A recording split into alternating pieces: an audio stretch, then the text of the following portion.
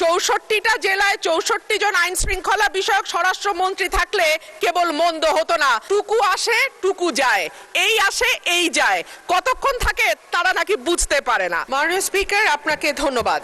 মাননীয় স্পিকার, আমার বক্তব্য মূল্যস্ফীতিতে মানুষের জীবনে নাভিশ্বাস উঠা প্রসঙ্গে। ১৮০ দিনের অগ্রাধিকার তালিকার মধ্যে এই সরকারের প্রথম ৩টি কাজের একটি ছিল আইন শৃঙ্খলার উন্নতি, ২ নম্বরে ছিল দ্রব্যমূল্য নিয়ন্ত্রণ এবং ৩ নম্বরে হলো জ্বালানি খাতের নিশ্চয়তা। মাননীয় স্পিকার, আইন শৃঙ্খলা পরিস্থিতি নিয়ে কথা বলতে গেলে মুশকিল হচ্ছে আমাদের আইন শৃঙ্খলা সংক্রান্ত যিনি স্বরাষ্ট্রমন্ত্রী আছেন তিনি হয় ব্যঙ্গ করেন আর না হলে বাকচাতুর্য দিয়ে পুরো বিষয়টিকে ঢেকে দিতে চান।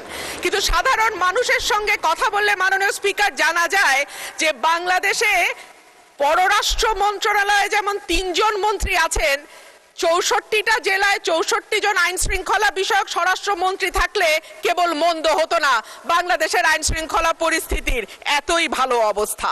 আর মাননীয় স্পিকার, জ্বালানি নিয়ে আর কি বলবো, তেল আর গ্যাস আর বিদ্যুতের ব্যাপারে মানুষ বলে, দুষ্ট লোকে বলে অবশ্য, ভালো লোক না, টুকু আসে টুকু যায়, এই আসে এই যায়, কতক্ষণ থাকে তারা নাকি বুঝতে পারে না।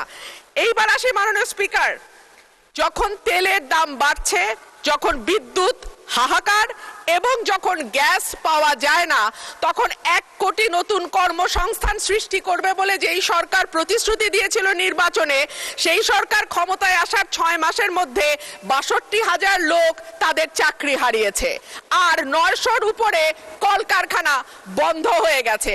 সো নতুন আর কর্মসংস্থান কি তৈরি হবে মাননীয় স্পিকার? যারা আছেন চাকরি করছেন তাদের চাকরি আর কতদিন থাকে আল্লাহ মাবুদে জানে।